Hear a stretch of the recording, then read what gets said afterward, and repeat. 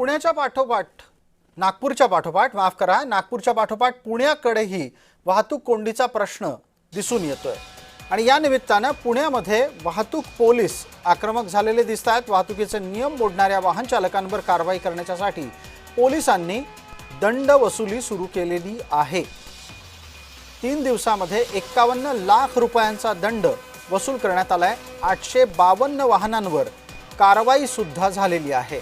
ही कारवाई जप्तीची कारवाई आहे। 27 ते 29 मार्च या कालावधीमध्ये वाहतुकीचे नियम मोडणाऱ्यांवर ही कारवाई करण्यात आली।